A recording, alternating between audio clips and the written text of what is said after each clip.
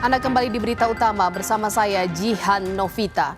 Saudara, sebuah takdir tragis merenggut paksa senyum dari keluarga seorang polisi bernama Aibda Iswandi.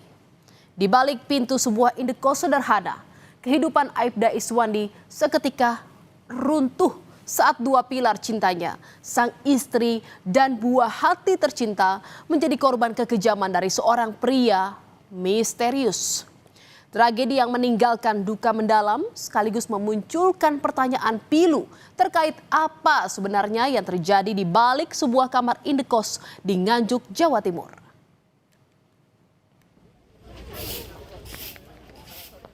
Isak tangis keluarga dan kerabat pecah seketika saat dua mobil ambulans yang membawa jenazah korban memasuki halaman rumah duka di Kediri, Jawa Timur pada Rabu malam.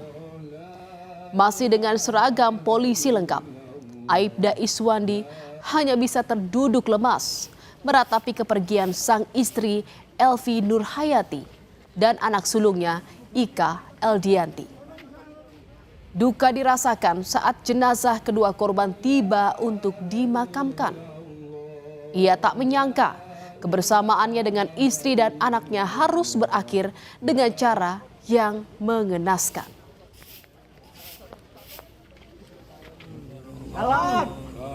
Meski duka begitu menyesakan dada Aibda Iswandi, namun dengan sekuat tenaga, ia tetap berusaha tegar saat mengantar istri dan anaknya ke tempat peristirahatan terakhir. Taburan kelopak mawar di atas pusara Elvi dan Ika menjadi tanda cinta dan persembahan terakhir dari Aibda Iswandi pada istri dan anaknya.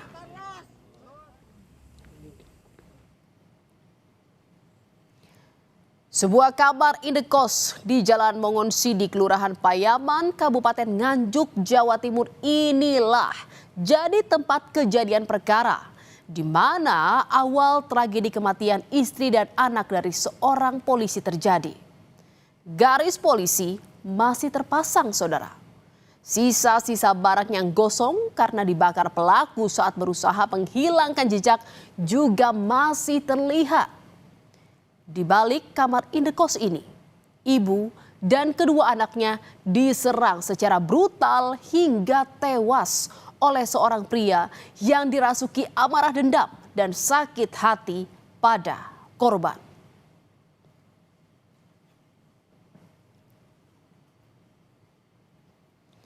Saudara, Selasa 25 November menjadi malam mencekam bagi Elvi Nurhayati dan dua anak perempuannya. Ketiganya tak menyangka kedatangan tamu tak diundang berujung tragedi, saudara. Pelaku seorang pria berinisial DS datang dan tiba-tiba menyerang Elvi dan dua anaknya secara membabi buta. Jeritan minta tolong dari ketiganya pun memecah keheningan malam, membangunkan penghuni indekos lain. Mendengar keributan ini, penghuni indekos lain berusaha mendekat ke kamar Elvi. Namun, pelaku malah mengancam dengan senjata tajam dan meminta penghuni indekos tak ikut campur. Nggak jelas. Rame-rame gitu? Rame-rame. Kayak orang bertengkar atau bagaimana? Yes, pokoknya lari ke sana ke sini terus bengok ngaten loh. Nggak terus setelah itu yang ibu dengar begitu terus bagaimana respon ibu? Buka pintu atau bagaimana?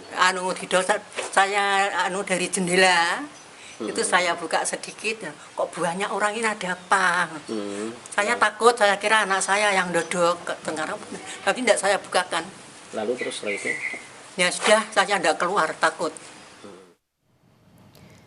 Saudara, ketiga korban yang sudah tak berdaya akibat penganiayaan sadis ternyata tak menghentikan kekejian pelaku. Pelaku berinisial DS yang masih menyimpan dendam menuangkan bensin di beberapa barang korban dan membakar kamar korban. Usai membakar kamar itu, pelaku pun melarikan diri, saudara.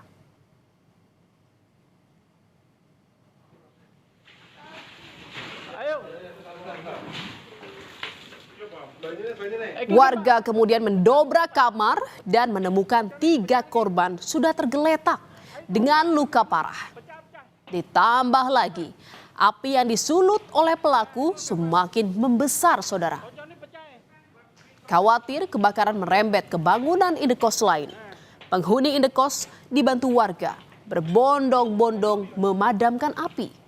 Dan saat itu, warga mendapati kamar indekos sudah berantakan dan 2 korban sudah tergeletak tak bernyawa akibat luka parah karena penganiayaan pelaku.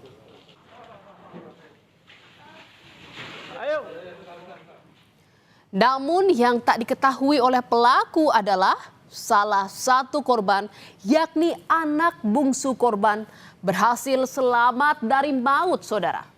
Dengan berpura-pura tak sadarkan diri, korban bertahan dari kekejian pelaku.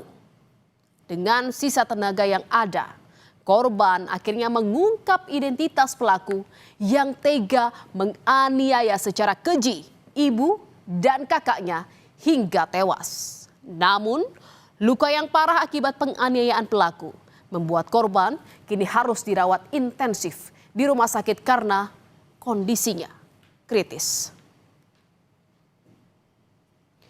Dan saudara, dari kesaksian penghuni indekos serta rekaman CCTV, identitas pelaku pembunuhan istri dan anak polisi akhirnya terungkap, saudara. Hanya dalam waktu 2 jam pasca kejadian, Polres Nganjuk menangkap DS di rumahnya di Desa Jogomerto. Dan saat ditangkap, pelaku mengaku semua perbuatannya. Polisi pun mendalami ada hubungan apa antara pelaku dan korban hingga terjadi penganiayaan yang berujung hilangnya nyawa istri dan anak polisi. Dan setelah diselidiki, saudara, terungkap motif pembunuhan yang dilakukan oleh pelaku karena latar dendam dan sakit hati pada istri polisi, saudara. Pelaku diduga adalah orang yang dikenal oleh korban. Karena tersulut amarah pada korban, itulah yang membawa pelaku nekat bertindak keji pada korban dan 2 anaknya. Pelaku ditangkap di rumahnya di Jogomerto. Nah, untuk motif sementara dari hasil pemeriksaan sedikit tadi dari penyidik yaitu sakit hati. Untuk selanjutnya akan didalami lebih lanjut. Saudara, tragedi keji yang berakar dari dendam dan sakit hati merenggut nyawa istri serta anak seorang anggota polisi. Kasus ini menjadi pengingat pilu bahwa emosi negatif yang tak terkendali dapat berujung pada tindakan brutal yang menghancurkan masa depan satu keluarga dan menyisakan duka mendalam yang tak terhingga bagi yang ditinggalkan.